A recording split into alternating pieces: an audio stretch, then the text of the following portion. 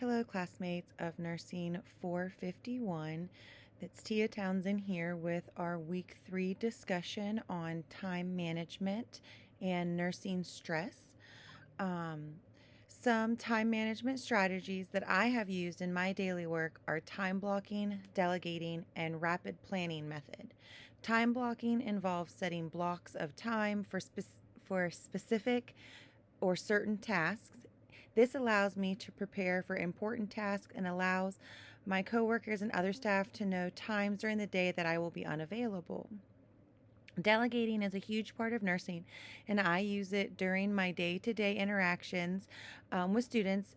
Especially when I'm super busy, I'll have my unlicensed personnel who I trained help me during the day with distributing medications or when I have a high volume of tasks or patients. Another strategy I use is called rapid planning method. I take a few minutes at the end of my workday to plan for the next day. I use a planner to write down things that are coming up and to set intentions on how to handle those things that are coming down the pike or coming next week or the next month. In the article, Under Pressure, Time Management, Self-Leadership, and the Nurse Manager, time management skills can be learned, and some tips that this article gives are using reminders or lists instead of your memory. Most important tasks should be accomplished as early as possible in the day. Number 3, it is good to find out what time of the day you are the most productive and use that time to complete most important tasks. It's also better to complete small tasks before larger tasks. Number 4, multitasking is ineffective, so it is best to be kept to a minimum. Number 5 is set a time or times if needed to answer emails. A preset amount of time to reply to those emails is also more effective. Number 6, defining what work needs to be done the next day and writing it down before the end of the shift. Also, the rapid planning method. Number 7, taking breaks and enjoying the dopamine from finishing a task. Allowing ourselves a feeling of victory after completing tasks or task accomplishments leads to improved time management skills and resilience.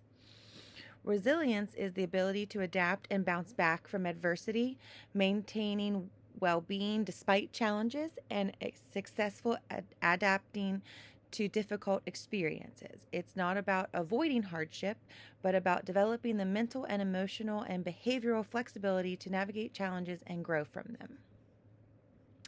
Some skills that resilient people have are flexibility that allows them to adjust to changes and challenges and new situations. Problem-solving skills. Another good skill that these people have is it makes them resourceful and the ability to think critically. Most resilient people have a positive outlook even when they're facing adversity, and they also are really good at emotional regulating, which helps manage their emotions to help deal with stress and pressure. The last one that most resilient people have is self-awareness. Resilient people have a good idea of their own strengths, weaknesses, and values. Some people are just born more resilient than others, but that does not mean that resilience cannot be learned. Ways to build resilience are creating healthy habits, setting realistic goals, practicing self-compassion, and learning from your experiences. As nursing leaders, we should focus on decreasing workplace stress for our nursing staff. Some ways nursing leaders can help their staff with stress are fostering a supportive and collaborative culture. By building a sense of trust and respect and encouraging open communication, we can help our team members feel less stressful. Promoting teamwork and peer support, also involving staff in decision making, can really make them feel like a part of a team. Also, acknowledging their achievements and contributions is a really big part of making them feel like they're part of that team. Another way nursing managers and leaders can help relieve stress for their staff members is promoting self-care and well-being.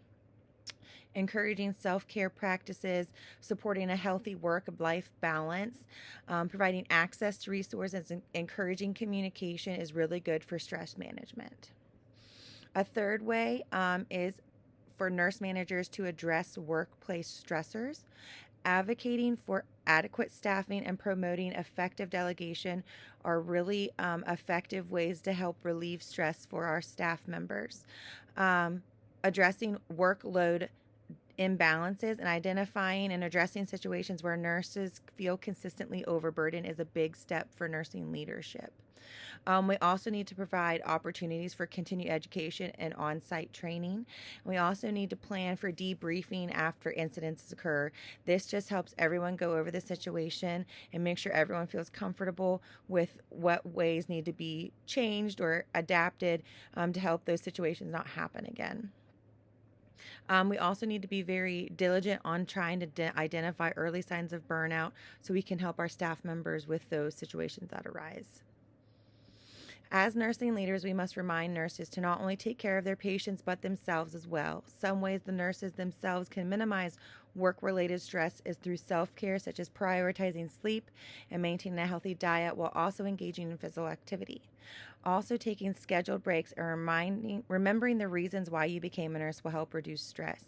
Nurses also need to understand that you cannot be the only one completing all of the tasks.